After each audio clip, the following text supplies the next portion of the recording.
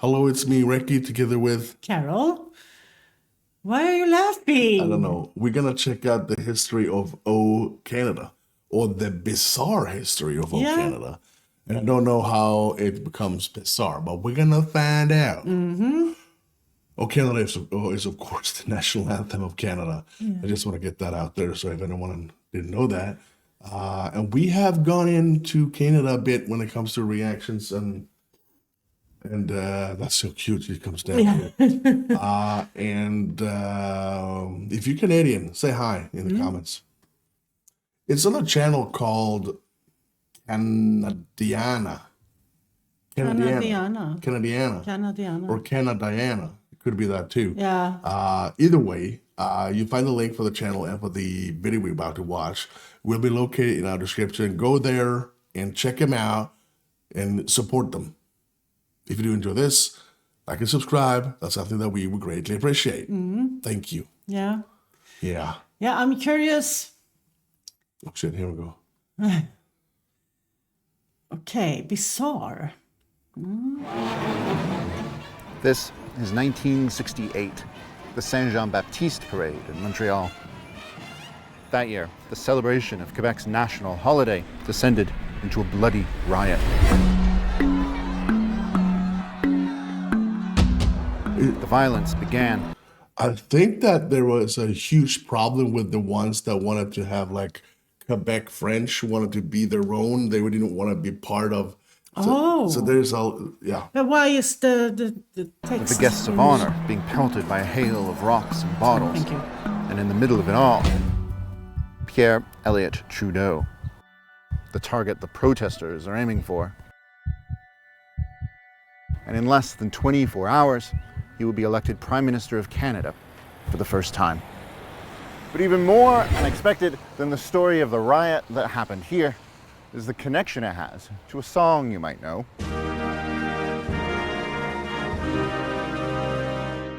Our national anthem. So let's dive into the bizarre history of O Canada, a tale of two solitudes woven over hundreds of years. To do that, we'll need to go back to the beginning, to a time before the riots in Montreal, before the decades of unrest in Quebec, before Confederation itself, to a time long before O Canada was written. This is Canadiana. Whoa. Wow, that's a really good intro. Yep. And I think I've seen this. 1646. This spot on the banks of the St. Lawrence River looked very different than it does today.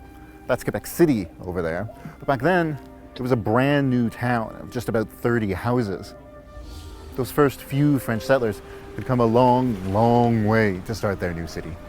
This land had been home to indigenous nations for thousands of years, but to the French, this was a strange and wild place on the very edge of their empire. Their first winter here, nearly all of the original settlers died. Surrounded by danger, they took comfort in the traditions they brought with them across the ocean. On a summer night in 1646, there were bonfires lit by the first governor of New France. A Jesuit missionary read prayers, and cannons were fired in honor of Saint John the Baptist, Saint-Jean-Baptiste. The French had been celebrating Saint-Jean-Baptiste Day for more than 1,000 years. But in Quebec, it would take on a unique importance. And without it, O Canada wouldn't exist. But to understand why, it helps to fast forward 200 years and to head over there, into the city itself. By the end of the 1700s, Quebec City was home to thousands of people. The colony had been conquered by the British, and over the course of the 1800s, there were violent clashes between Anglophones and Francophones. Rebels tried to overthrow Quebec's British government. Francophones were demonized by prejudiced conservatives. There were riots, gunfights, and executions. Blood ran in the streets. And when Quebec joined Confederation, many worried that French-Canadian culture was in more danger than ever before. Saint-Jean-Baptiste Day had become deeply political. One of the rebels even founded a Saint-Jean-Baptiste Society. 1880 was going to be an especially important year. The society was bringing Francophones together for the first ever National Congress of French Canadians. And to mark the special occasion, they were going to commission a special song, an anthem. To write it, they teamed the city's best musician up with its most prolific writer. This is Calixa Lavallée, who wrote the music, and this is Sir Adolphe Basile Routier, who wrote the original French lyrics. Lavallée was known as Canada's first national musician, but his compositions had wowed audiences from New York to Paris. He'd even found himself fighting in the infamous Battle of Antietam, still the bloodiest day in American history. The man who wrote the music for O Canada was a veteran of the American Civil War. On the other side, you had Routier, the lyricist, who preferred to stay home and write poetry. Lavallée was a liberal. When he wasn't busy writing music about butterflies, he was composing satirical operas about colonialism. Routier was a deeply religious conservative. As a judge on Quebec's Supreme Court, he declared that it was perfectly fine for priests to tell their parishioners that if they didn't vote for the Conservatives, they would burn in hell. You can still find his religious views in O Canada to this day. Just take a look at the lyrics he wrote. Canada is personified as a flower-wreathed god holding a sword in one hand and a cross in the other. But the music of O Canada was an entirely different matter. Lavallée made his melody by taking bits and pieces from other tunes. For instance, from a popular French folk song called The Beautiful Snow.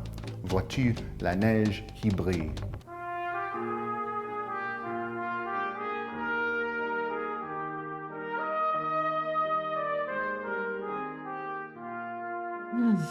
Oh my God, that's so good.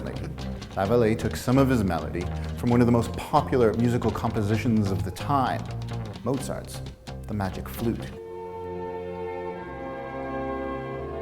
Oh! It was an opera that was famously critical of organized religions. The new anthem was a strange and controversial. Okay. That is, I am so overwhelmed with knowledge now.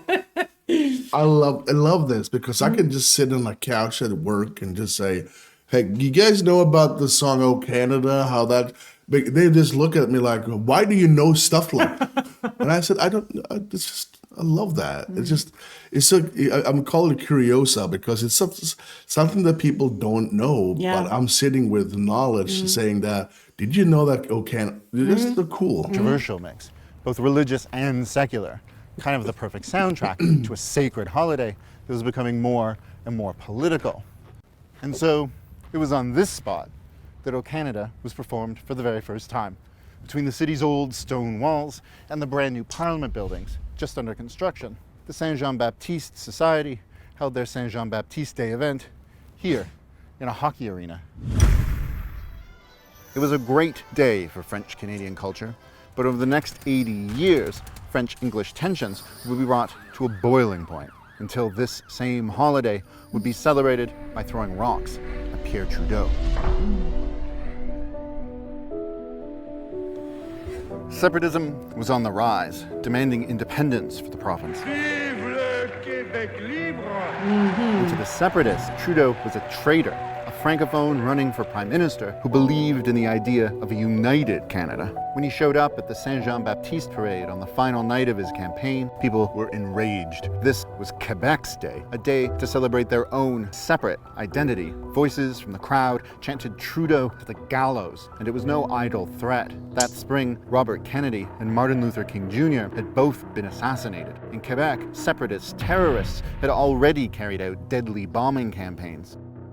But as the protesters began to throw rocks and bottles, Trudeau didn't back down. While other dignitaries scattered, he refused to leave. They say that moment helped to win him the election. Anglophones had been slow to trust him, but they loved to see Trudeau pissing off the separatists. The parade descended into chaos. Hundreds were arrested. Things only got worse from there. Two protesters, Paul Rose and Jacques Locteau, met for the first time that night in the back of a police van. They soon became leaders of the separatist FLQ terrorist group. Just 2 years after the big riot, Rose and Locteau helped to organize the October crisis. A British diplomat was kidnapped. A provincial cabinet minister was murdered. and Pierre Trudeau, now the Prime Minister, declared martial law. How far would you go with that? How far would you extend that? Well, just watch me. Oh. The battle between separatism and federalism became one of the defining issues of Trudeau's time in office here in Ottawa. Faced with a splintering country, Trudeau was determined to give Canada a stronger sense of its own identity. But more than 100 years after Confederation, the country still didn't have its own national anthem. And in the century since O Canada had been commissioned for Saint Jean-Baptiste Day, it had caught on with English-speaking Canadians too. It helped that the English lyrics were completely different from the original French. Practically the only thing the two versions have in common are the words O Canada. And when King George stood at attention for O Canada during an official event, it became a weird hybrid, a Quebecois anthem symbolically approved by the ruler of the British Empire. It was a song for those who believed in a multicultural society, but getting it approved by Parliament was still a pain in the ass. More than a dozen times they tried, and every time they failed. As Trudeau pushed for O Canada, René Lévesque, the separatist premier of Quebec, made Saint Jean-Baptiste Day the official national holiday of the province. As Trudeau fought for unity, Lévesque was preparing a referendum for Quebec to leave Canada. Everything came to a head on a spring day in 1980. All across Quebec, voters headed to the polls to decide whether or not they still wanted to be Canadians. When the results came in, the separatists had lost. Quebec would remain part of Canada. Wow. Trudeau seized the opportunity. It was here, in the Parliament buildings behind me, that the National Anthem Act was finally passed during the week of Saint Jean-Baptiste Day in 1980. A week later, just a month after the failed referendum, Canadians gathered here on Parliament Hill to celebrate Canada Day. And the old anthem of Quebec's national holiday was performed as Canada's national anthem for the very first time.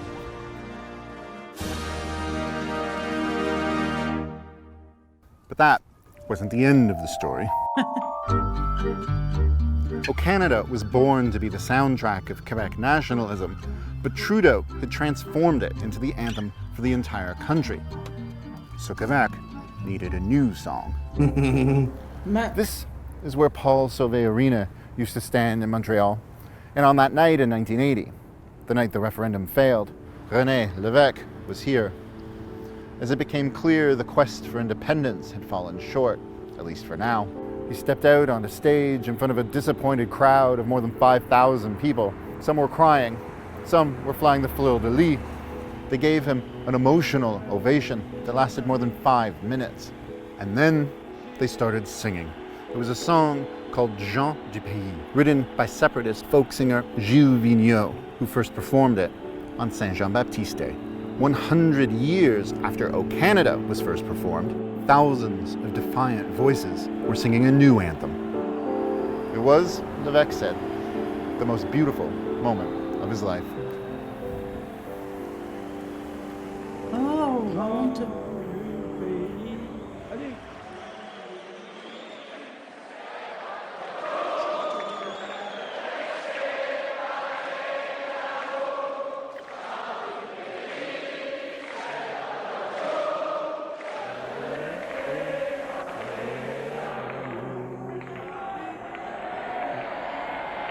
À la prochaine.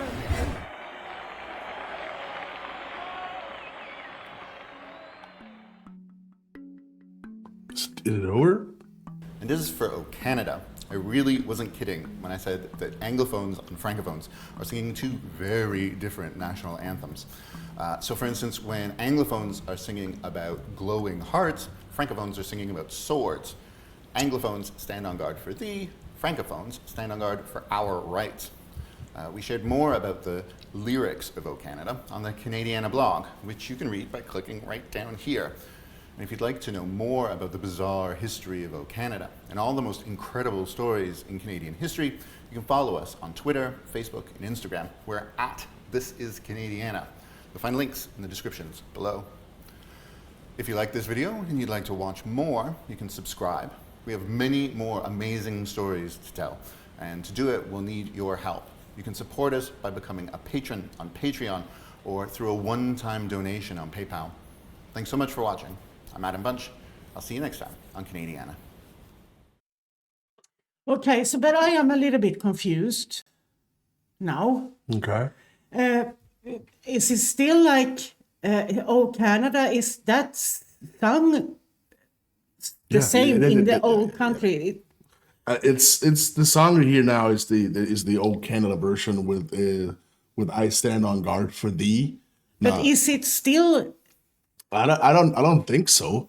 I mean, it's a unified country today. Yeah. But I do believe that if you look at Quebec today, I do believe that might be people still want it to be like a separate thing. It's a question Yeah. for you guys because I want to know more. I want to. So if we check, we got basically the same thing in Sweden. When we talk about southern Sweden, which is Scania,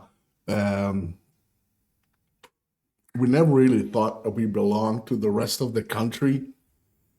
There's like there were movements during the 70s and 80s that wanted to kick Scania out from Sweden, and Scania wanted to get out from Sweden. And it's just a weird thing.